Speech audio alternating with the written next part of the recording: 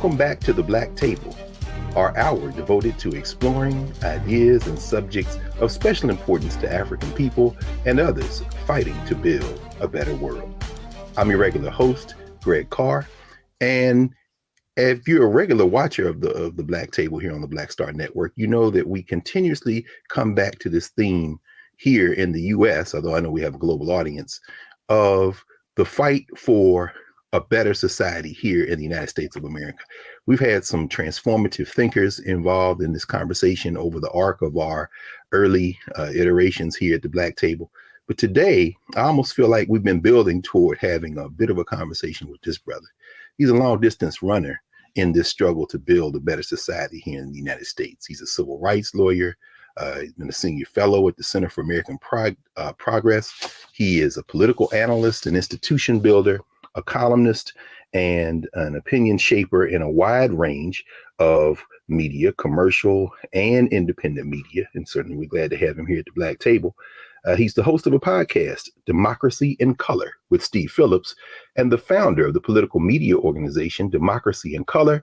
And he's the author of two books, one of which, well, both of which, but really one of which we'll concentrate on today.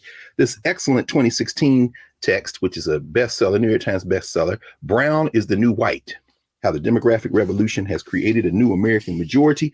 And the one we'll be kind of centering on today, a remarkable book entitled How We Win the Civil War: Securing Multiracial Democracy and Ending White Supremacy for Good.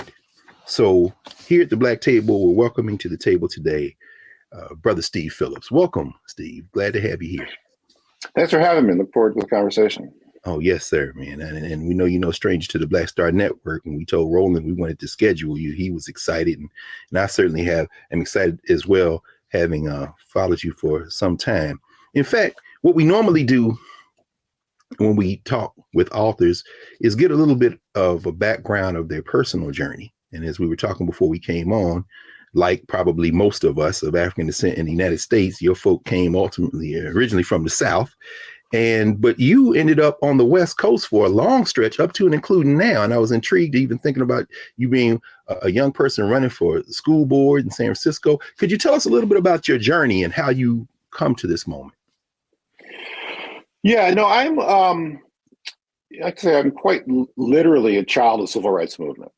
In that I grew up my grandfather was from Mississippi, my grandmother was from Alabama, and like you're saying, like most African Americans came up to the North during the Great Migration.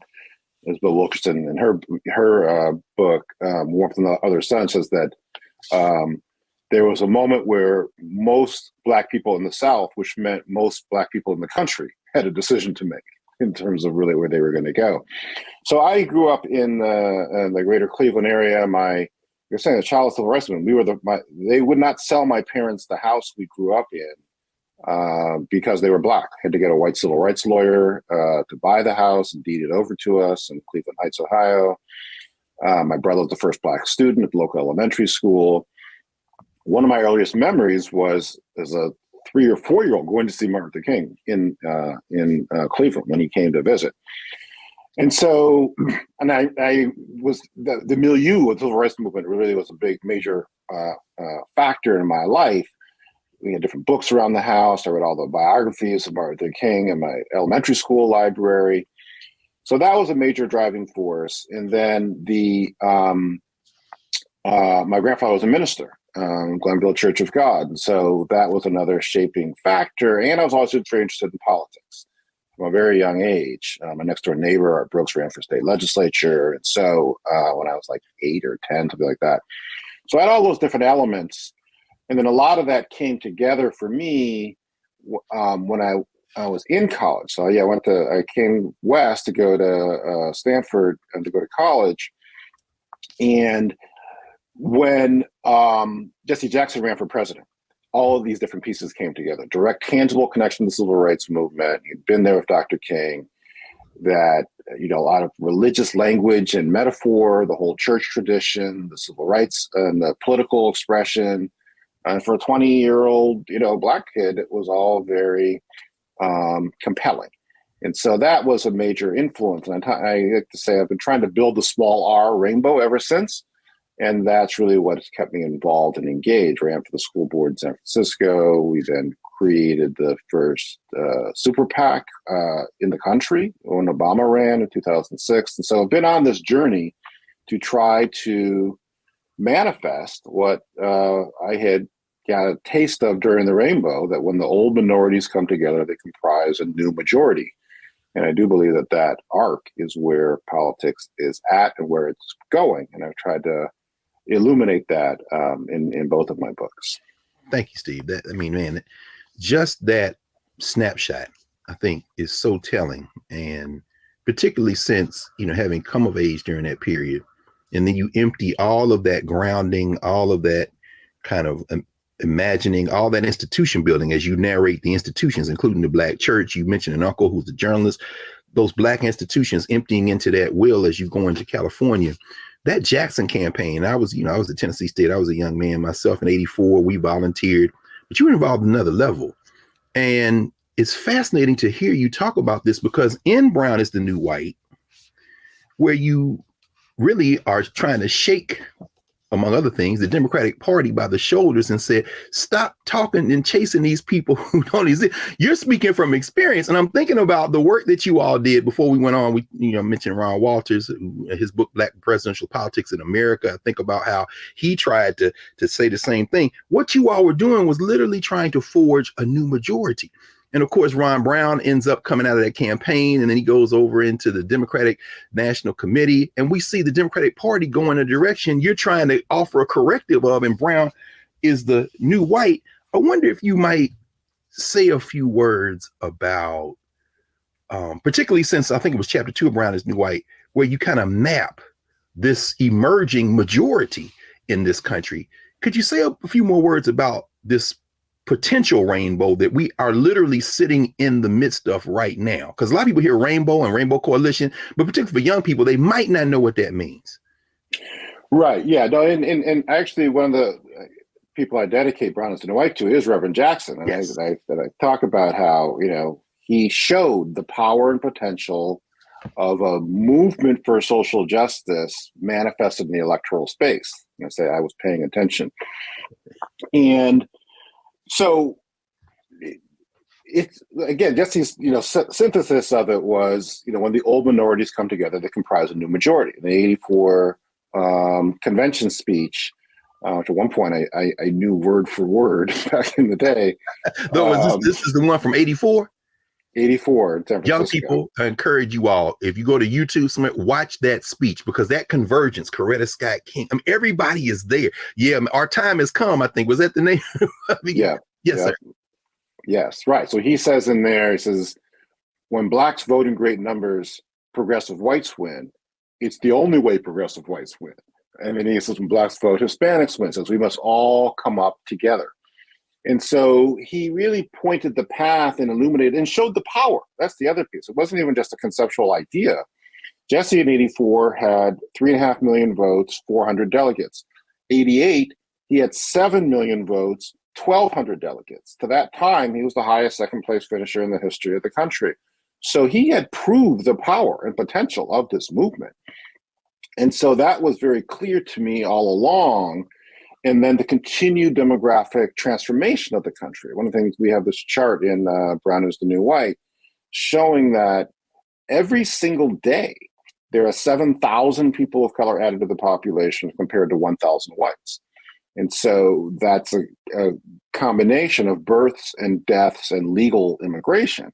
And one of the things we don't understand is, and actually I wound up doing some of the analysis of, it's like, because we take it such a granted take it for granted so much that the country is so white. And I was like, what percentage of the world are white people? Yes, sir. Yes, sir. It's only about 12% of the people in the whole world are white. And so this notion that everybody who's white, people of color, are a minority is very unnatural. And it's unnatural because there's very intentional exclusion for centuries. The very first immigration law, so to be a citizen, you have to be a free white person. This was 1790 immigration law. And that was good law till the 1950s, and it was the practice until the 1960s. So it's really only taking down the exclusionary barriers that have made the country more diverse.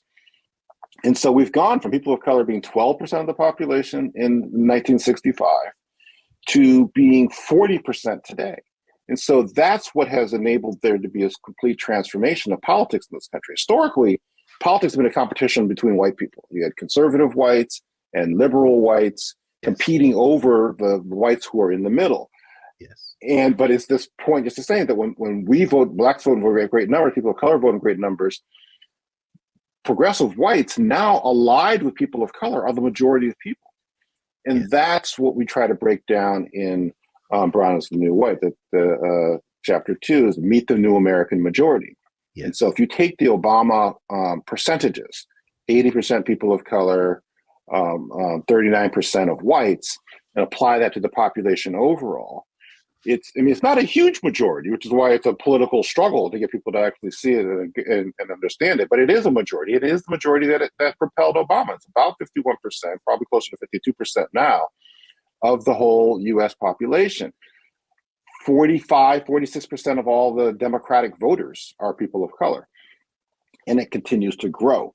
And so that's the fundamental. And the irony is that not only is it the fundamental driving reality in politics, it's a reality that the Republicans understand better than Democrats, which is why they're so hell-bent on trying to suppress the participation of people of color in politics. And Democrats do not counter that with the same level of intensity that the Republicans manifest. Yeah, absolutely. It makes me think about Reince Priebus and his attempt to kind of, for whatever reasons, address that. And now people are saying, well, maybe they'll finally get it this time. Although, certainly if we take the premise of how we win the Civil War and that long arc of scholarship that you tap into, we won't hold our breath, as you said in Brown is the New White. But we're going to come back in a moment and continue this conversation with you, Steve, here at the Black Table, here on the Black Star Network.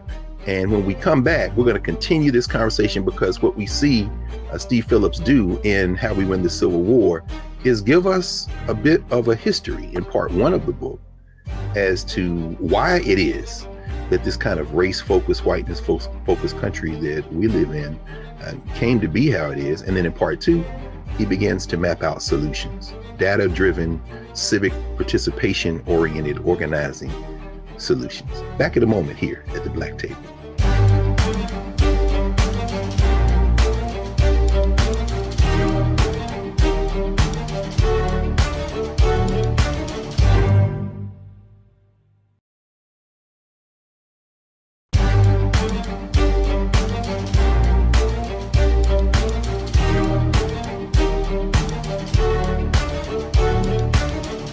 Welcome back to the Black Table here at the Black Star Network. I'm Greg Carr, your host, joined by Steve Phillips, author of Brown is the New White and How We Win the Civil War.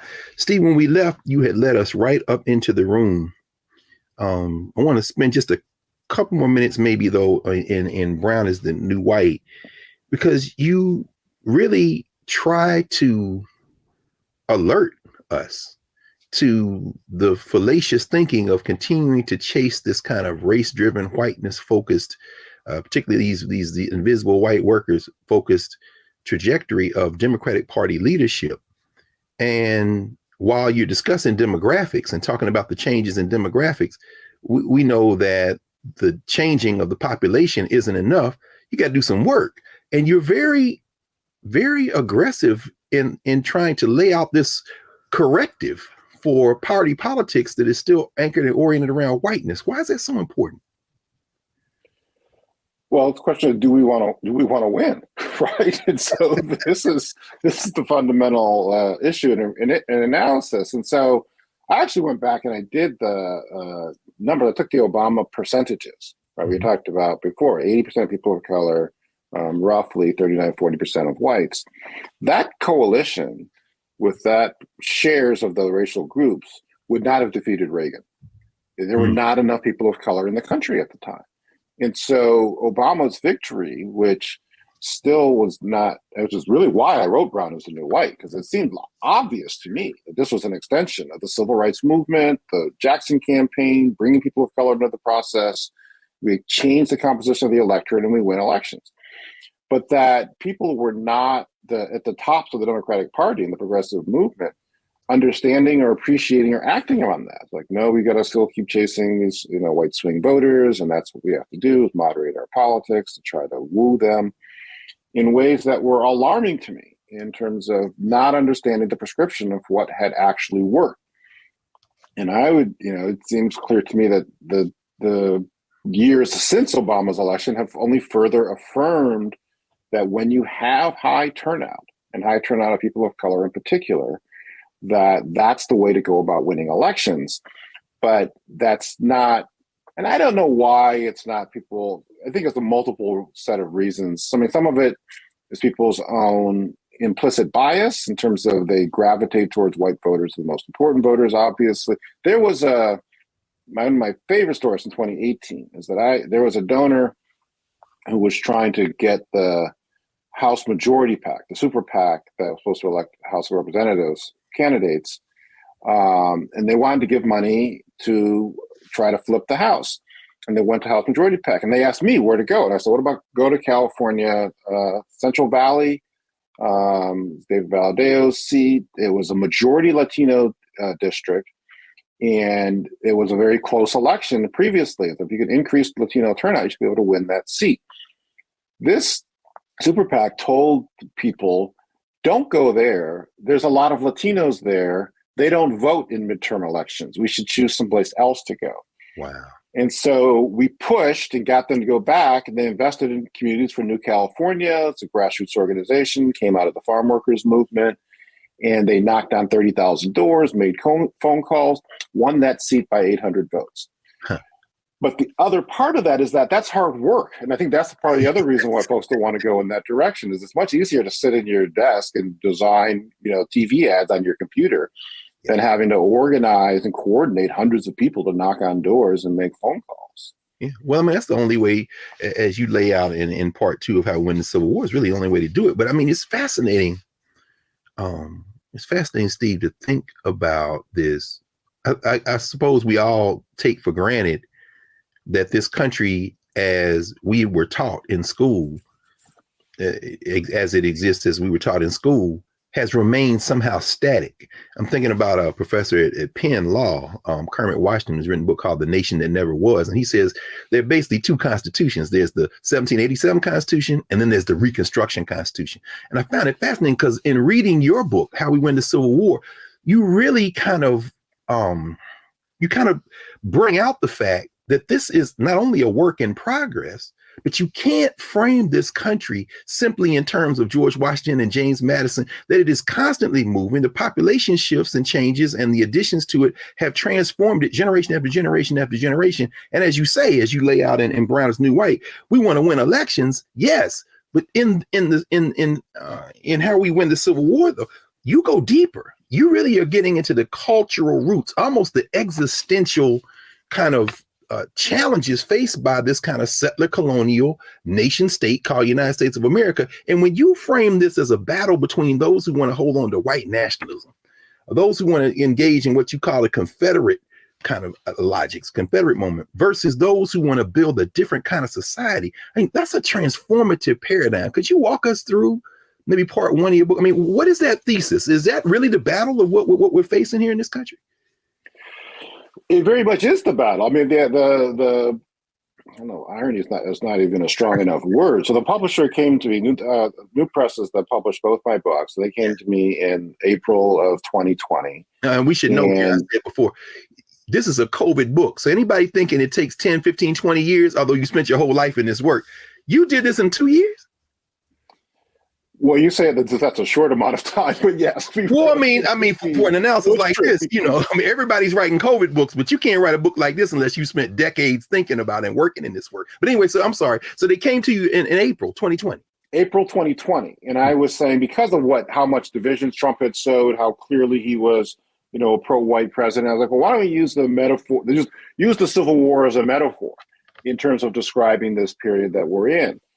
And that 8 months later, people carrying the Confederate flag, wearing sweatshirts saying MAGA Civil War, January 6, 2021, stormed the U.S. Capitol, hunted down the country's elected officials, built a gallows for the Vice President of the United States, and to block the peaceful transfer of power within this country. And I was like, well, this is not so metaphorical anymore.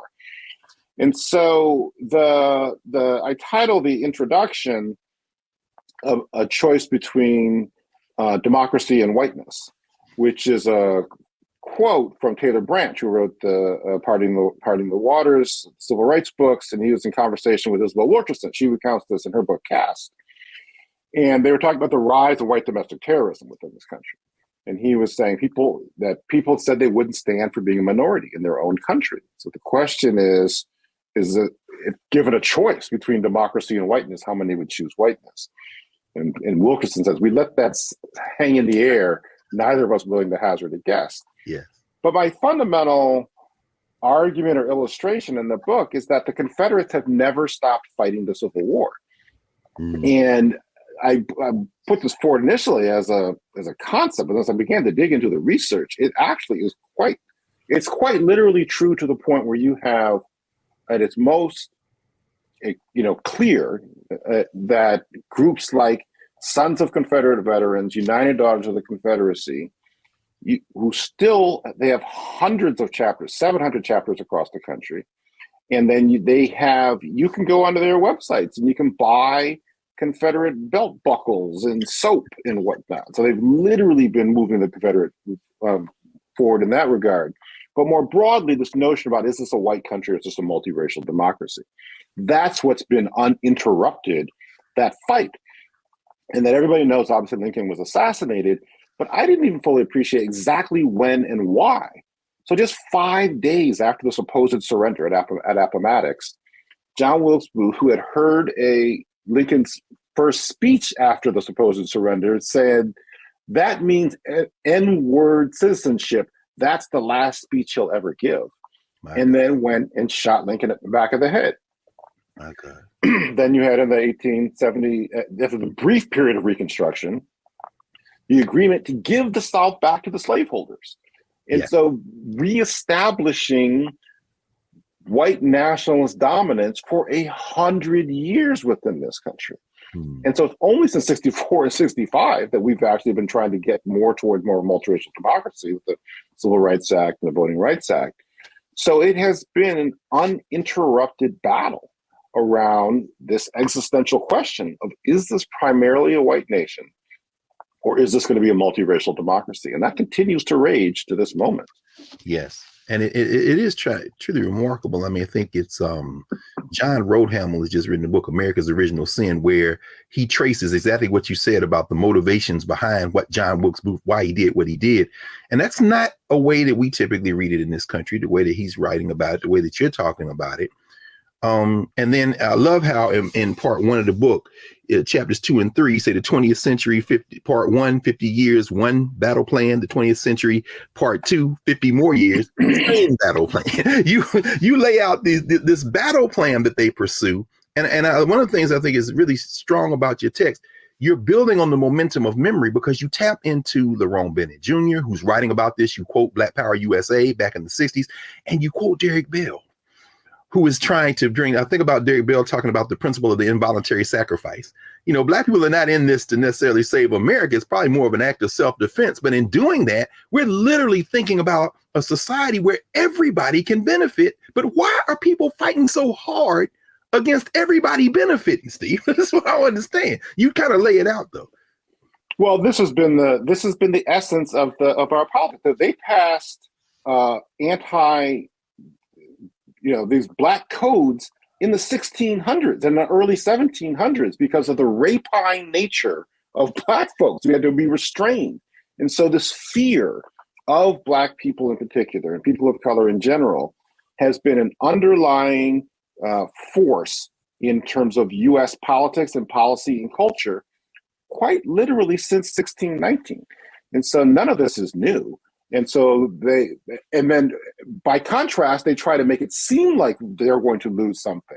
Rosa Parks wasn't taking her seat on the bus so that black people could ride on the bus. Right. She took her seat so that everybody could ride on the bus. Voting Rights Act wasn't just about so black people could vote, it was so that everybody could vote. But that's not the way it gets experienced. And that's certainly not the way it gets described in terms of whipping up white fear and resentment. And the concern is that if we have expansion of democracy and equality, that then whites are going to lose something. And that's the dynamic that the conservatives are fanning those flames. Yes. Well, when we come back, we want to continue this conversation, Steve, and have you walk us through the kind of process by which, as you write in the book, for 157 years since the end of the Civil War, this struggle has continued, and also walk us through the process by which we can not only fight back, but win. It's quite an optimistic book, so y'all just hold on for a minute. In a few minutes, we're going to get to the victory part. So we'll be back right after this break here at the Black Star Network at the Black Table. Back in a moment.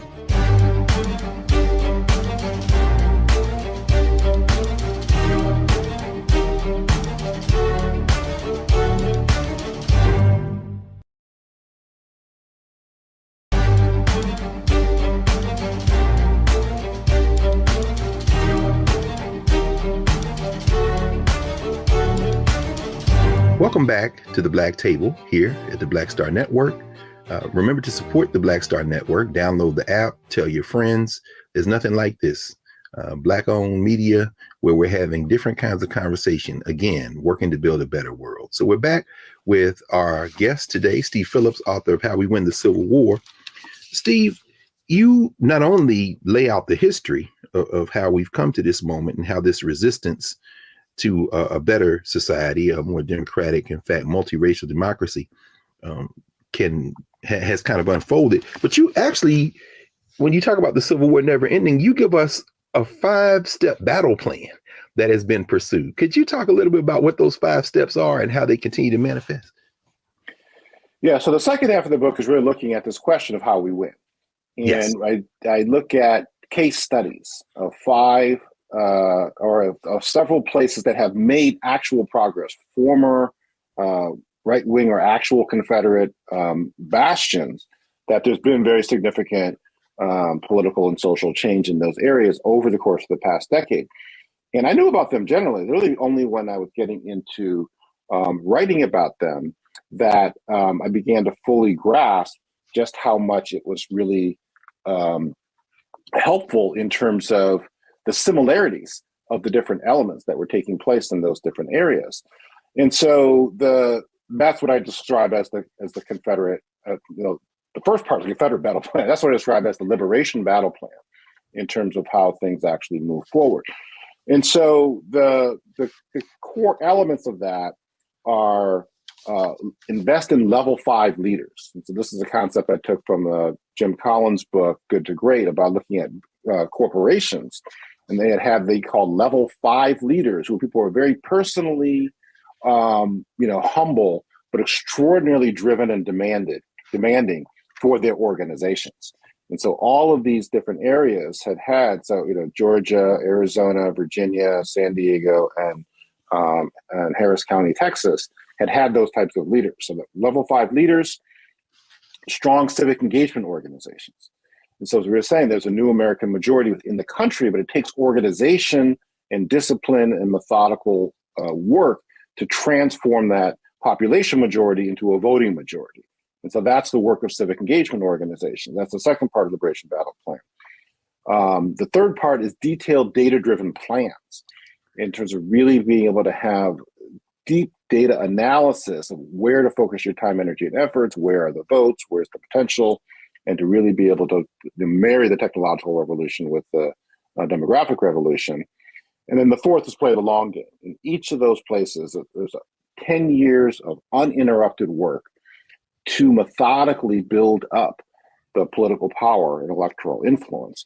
And that is what has enabled them to actually succeed. So those are the core components of the Liberation Battle Plan. Excellent. And so, and it's interesting that the final component in the Liberation Battle Plan is the same as the final component in the Confederate Battle Plan. Play the long game.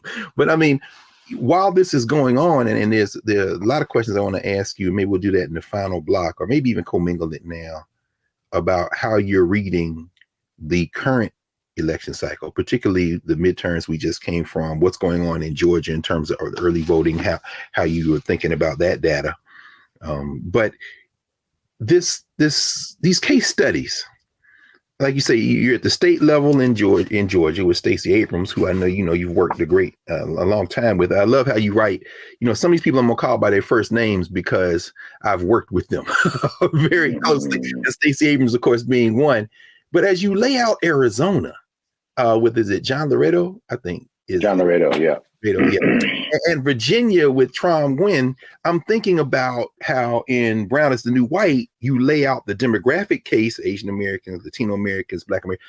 But here in How We Win the Civil War, you take the next step, as you say, you're profiling individuals who are representative of these movements, as you say, who are organizing. And as I was reading, I couldn't help but again think about your experiences with Rainbow Coalition, with the Jackson campaigns, your political organizing. What can we learn about that hard work that you mentioned in the first block that really is inevitable? We should really be embracing rather than trying to pay a bunch of consultants to carpet bomb the airwaves and things like that. Right. So it's for people who come out of an understanding of social change and organizing. Right. So John is a perfect example of that. John Laredo in Arizona.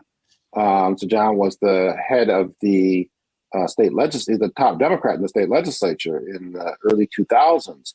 But before that, he came out of the United Farm Workers movement. Cesar Chavez was a mentor of his. Mm-hmm. So he learned at the knee of one of the major social change, racial justice, economic justice organizers in this country's history, and then took those skills to the state legislature and to the process of building political power. So he convened a meeting of all the different major organizations, labor groups and community groups and political organizations. And he had this meeting, says, who's tired of getting your asses kicked? Raise your hand. And people raised their hands. So we need to all work together and develop a common plan that we're going to stick with and be able to move forward over the year. And over the course of a decade, they have registered hundreds of thousands of people of color, brought them into the electorate. This coalition has stayed together. They knocked on 3 million doors in Arizona this past election, had 1 million conversations with voters, and they won the governor's race by 17,000 votes. So that's a direct application of these civil rights and social justice community organizing skills and applying that to the electoral arena to great success. And so each of these different areas has had a similar story and a similar type of leadership who comes from these communities, who understands the nitty gritty of how do you organize and stick with it, and then how do you manifest that and translate that to the electoral process. Is that part of maybe even at the heart of how you transform attitudes? I mean, you write a lot, particularly as we think about the epilogue, where you talk about the possibilities of universal basic income. You focus on that small city in California and the young brother who was elected and where that transformed the lives of the people who were favored there to get it. But and you contrast that with earlier in the book, of course, how people work so hard to take away healthcare, to restrict voting rights. But I mean, when you're knocking on doors like that, when you're engaging with people, when you're engaged in that person-to-person work, I'm thinking about, of course, Reverend Jackson in West Virginia with coal miners, with migrant, what I mean? And people say, well, why are you there with these white people? Say, no. This isn't about the color of their skin. This is about your common interests. Is it possible that these two-party politics we're involved in, that the folks who kind of run these parties and who have this old way of thinking, well, let me ask you a different way. Why cling to that? Why cling to those strategies when in fact we're dealing with human needs that people should be able to see beyond our waist with? And it seems, at least, we can trust what you've been writing and doing and working, you and your comrades. You can transform people's thinking if you just simply sit and be with them, organize them. I mean, why won't these parties, certainly the Democratic Party, why won't they move in that direction? Well, there's kind of two parts to it. And so I think the part of it is that I'm fundamentally more focused on changing who holds power than in changing attitudes. And that's really kind of across the board. Thanks for clarifying. And so yes. It's not, people did not think that, it wasn't about changing people's attitudes that enabled us to pass Obamacare. But because we passed Obamacare over the strenuous opposition of the right and the Republicans, that people of all backgrounds and all political persuasions got access to health care. Yes. So that's kind of how I see this playing itself out, is that they're going to resist. Like I recount a story of this guy in Tennessee who needed health care for his, I think it was his kidney disease. And he said, I'm not going to get Obamacare. He's only in his 40s. It's like, I don't want to give away, and I would rather die. And he died. And so the level of intensity, because this is an existential question, the way it has been framed in this country. I mean, if you think about the Civil War itself, right? I mean, the equivalent of 7 million people were killed as a percentage of the population. And so what would make somebody willing to take up arms and shoot your former countrymen and kill people at that scale if you didn't actually feel that your own identity, your own culture, your own way of life was in grave danger? So that's on that side of the scale. And then I think we touched a little bit before in terms of on the Democratic side. To a certain extent, people only know what they know, which is why you have to change who is in the positions of power. And there's very strong bias in this country that the white votes matter most, white people matter more. And so there's all, like, they keep having all these articles in the media about the Trump supporters and diners in the Midwest and how they're alarmed, like this whole, hillbilly elegy piece of, J.D. Vance, the dismay of white working class people, and somehow trying to put that on Democrats. And I'm like, well, where are the articles about the dismay of Black people? Because in terms of who's actually dealing with difficulties within this country, but that's not seen as that important. Yeah. And so there's just a very strong predisposition to focus in on the needs and the sensibilities of white voters among the people at the top of the Democratic Party. And as we were saying before, it's harder work to be able to get people who face lots of economic obstacles to participate in the political process than it is to just design, fancy ads on your computer, and then you can just click a button and spend millions of dollars in these different districts. So there's a inherent bias among the consultants against doing voter mobilization work, and then there's the lack of cultural competence about not even knowing how to do it and even how to even reach people of color on top of that.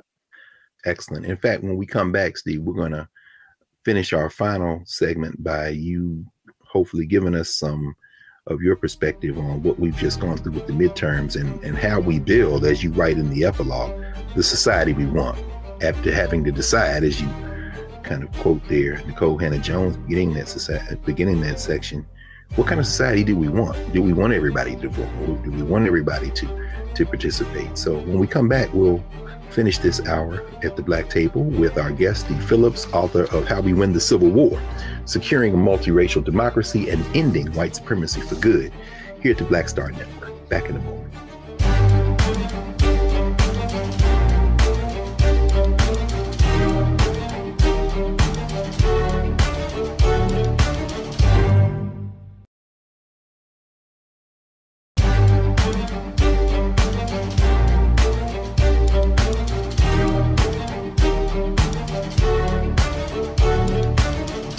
Welcome back to the Black Table here on the Black Star Network. Remember to support the Black Star Network in every way. I'm your host, Greg Carr. We've been joined this hour by Steve Phillips, author of Brown is the New White and How We Win the Civil War. Steve, I have a couple of questions based on what you've seen in the wake of these midterm elections. You write extensively about Georgia, extensively about this level 5 leader, Stacey Abrams, the organizations that she helped build, that you all worked so hard to move. What's this early voting telling you in Georgia? I mean, we see that there are a lot of people who are out voting. There are a lot of young people. And then we know that quietly, there are also those who maybe don't want a multiracial democracy, who aren't perhaps on social media, but who are also going very quietly to their polling places and registering their votes. What is this early voting telling you, and what do you anticipate maybe might happen in Georgia? Well, I think it's going to be close again, as it always has been, which comes back affirming the significance and importance of civic engagement organizations and voter mobilization work. I mean, as we saw with Biden winning and with Warnock and Ossoff winning, there is a majority of people, but in terms of being able who are part of this new American majority, progressive whites and people of color. But the core of that is people of color, and people of color have far more obstacles in their lives, gargantuan racial wealth gap in this country, transportation issues, childcare, all these different things that get in the way of being able to vote, requires there to be a civic engagement organization to help you cast your ballots. And so what we're up against is people who have fewer obstacles to voting, more regular voter participation, and fierce determination to stop the changes that are happening. And so I had done this chart looking at voter turnout in Georgia, and it was very flat from 2010, 2014. And then 2018, it jumped up, and you can see it on this chart. And Stacey Abrams did massive voter mobilization to increase voter turnout, and that's what brought her so close to winning that race in 2018. But at the same time, white vote increased significantly, and the conservative white vote in these small counties. Because just as many black folks were like, yes, we can elect Stacey Abrams governor, you had a whole lot of conservative whites saying, hell no, we're not going to have her as governor. We're going to come out and vote. And so it's this very precarious battle between, can we get more of our folks, or they're getting more of theirs to come out? So it's on the one, there's a couple factors that are in our favor for the runoff with Warnock, is that there is a very strong civic engagement organization and network of groups who do voter turnout work among all the different groups of color in Georgia. The Georgia Votes Coalition that Leslie Small runs. And so that's one factor in our favor. The other factor, frankly, is that the control of the Senate is not at stake. And so there's less alarm, I think, on the part of the conservatives. Some of the reporters in Georgia were talking about that they kept hearing during the midterm elections was, we have to flip the Senate, we have to stop, Chuck Schumer, but that's not at play anymore.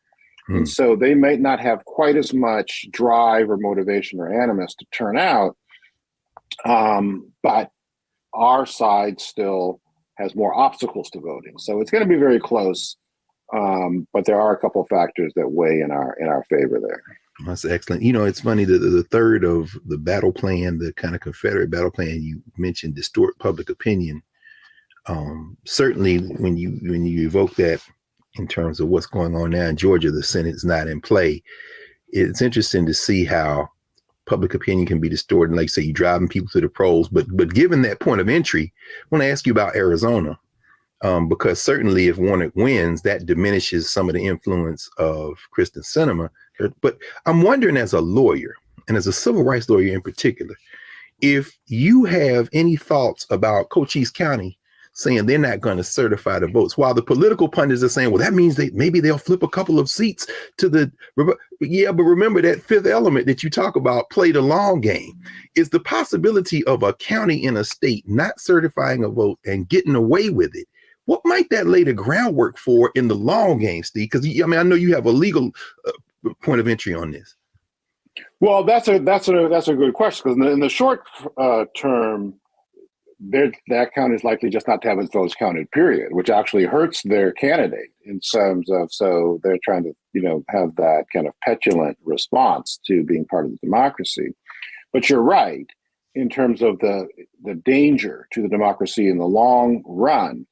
And this is, in essence, and this is part why I say that the Confederates have never stopped fighting the Civil War. The Civil War, it didn't actually start with shooting. It started with the Southern states refusing to accept the election results in an election where the candidate backed by Black people won. And they were like, no, we're not going to acknowledge his election.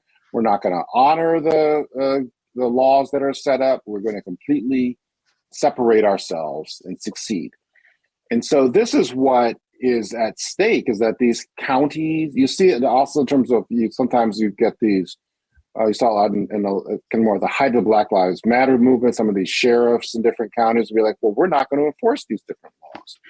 And so, which is what they did during the civil rights movement, right?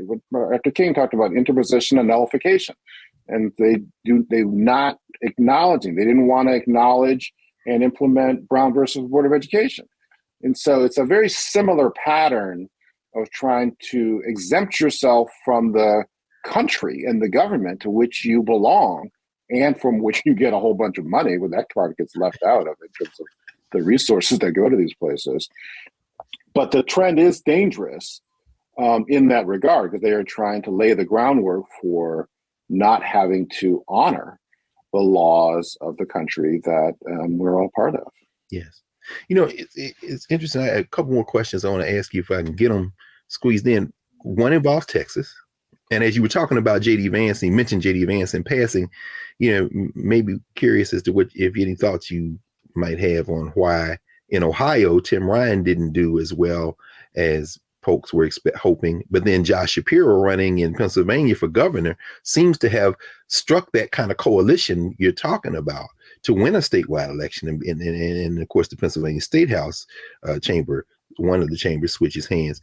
But in Texas, as you write extensively about demographics and about understanding culture and the culture, you know, what are we facing when we ignore culture and just focus on demographics? Because obviously there's no such thing as one Spanish speaking community. I mean, and we see in Texas attempts to make inroads by the Republicans among these Spanish speaking communities by appealing perhaps to this notion of values. I mean, what do we miss when we don't really dig into this question of culture and just simply think if somebody is a certain color, somehow their politics are all going to be the same? Right. Well, one of the big parts of the culture piece is that it's also a way to increase civic participation in voting in ways that could be more widespread and more influential than just doing door knocking. Is that if it gets into the culture, people are talking about it and becomes the thing to do and exciting in that regard, it's a way to boost voter participation and turnout by moving in that direction. Georgia did some of this work in 2018 and 2020, bringing hip hop artists and doing online pieces with different cultural artists and whatnot. But the other part of the culture dimension is it needs to become part of the culture. Voting needs to become part of the cultural apparatus and operation. And so the reason Texas is still largely Republican controlled is because the voter turnout numbers are so vastly different between whites and people of color. The majority, whites are just 39% of the people within Texas. And even among the eligible voters, African Americans and Latinos, the majority of eligible voters within Texas. But the voter participation levels are so low among people of color that it distorts the picture of what the state's politics actually are. And so that's part of these pieces. So we did, we had created the country's first super PAC back in 2008. We ran these ads in South Carolina, and there was an ad, it featured a conversation in a Black beauty salon, and then in among a choir at a church. So trying to connect with the cultural realities of who the community was that we were trying to reach. And we were talking about even to the extent that so much of money gets spent on ads by consultants and whatnot, they're also culturally incompetent ads. And they're not by people who come from those communities. And they'll be like, oh yeah, I resonate with that. That's going to inspire me to participate. Mm-hmm. Well, we only have a couple of minutes, but I wanted to squeeze this question in, Steve, and it has to do, and I'm glad you evoked the question of voter participation, even in the context of voter suppression, as you write about. And you contrast the United States with some other countries where there's even compulsory voting in some places, and certainly voter participation is much higher. Any thoughts about the possibility of building a new American society in a world system where we see, just like capital, money is transnational, neoliberalism, white supremacy in some ways is transnational. We see Bolsonaro in Brazil with all kind of consultants and people who come in here from the United States. and some people say, in the old joke being that foreign policy in the United States of America is mostly bipartisan. Can the United States build a different type of society in a world without engaging the rest of the world? I mean, where would you put the United States relative to the rest of the world as you think about these things? Well, yeah, those are very good points. And people, I think there was a poster once saying that if capital can cross borders, why can't humans cross borders? Right. In terms of this level of like anti-immigrant focus, right? But I think there's different potential that we don't fully understand and appreciate. I remember I had a conversation once with Harry Belafonte, where he was talking about, can there be relationships, can there be business relationships between the countries like in South America that grow coffee beans, and can they strike deals with entrepreneurs of color to create coffee shops in the United States? Mm-hmm. And so I thought that was very kind of intriguing and out of the box way of starting to think about it.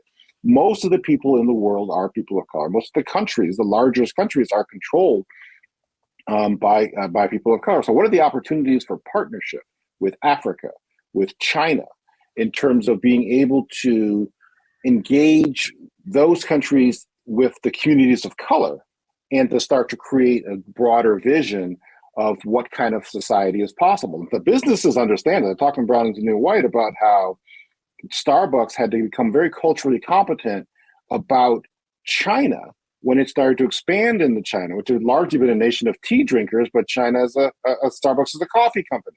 And so they had to engage with the people locally there.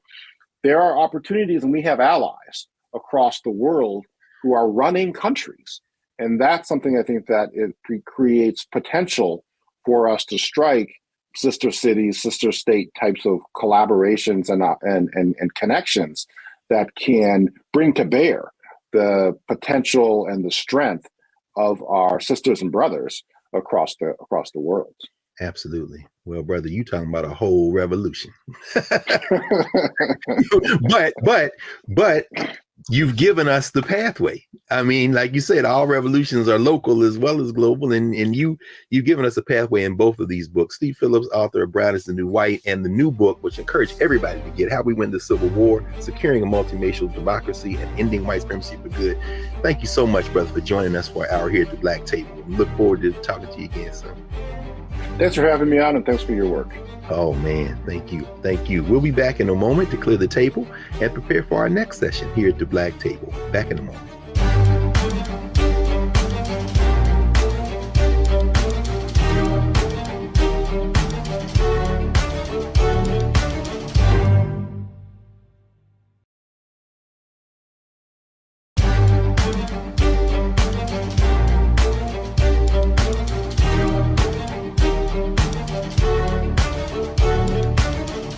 Welcome back to the Black Table here on the Black Star Network. Again, we want you to support the Black Star Network in every way possible and spread the word. I'm Greg Carr, your host for this show on the network. And we just heard Steve Phillips lay out not only a history of the United States of America and its struggle to become something other than what it was founded to be, but also give us very concrete steps on how to build a different type of society. And as he put it in a global context there near the end, I couldn't help but think about one of his comrades, a key component of the Jackson campaigns and the Rainbow Coalition, the great Ron Walters, who wrote a book called Pan-Africanism in the African Diaspora, where he talks about these transnational relationships. And what we heard Steve Phillips do is give us not only information, but hope and inspiration and very practical steps toward building a kind of society where our common humanity overflows the boundaries of any hatreds or fears that might otherwise obstruct that common humanity. And with the climate doing what it's doing and human-induced climate change on the verge, we better get our act together soon before the ball resets and starts another species, and maybe we won't even be here to have this conversation. But we're grateful to Steve Phillips for joining us to give us a pathway to how we can perhaps avert that and a great deal more. So join us again next week here at the Black Table, and thank you for watching the Black Star Network. We'll see you soon.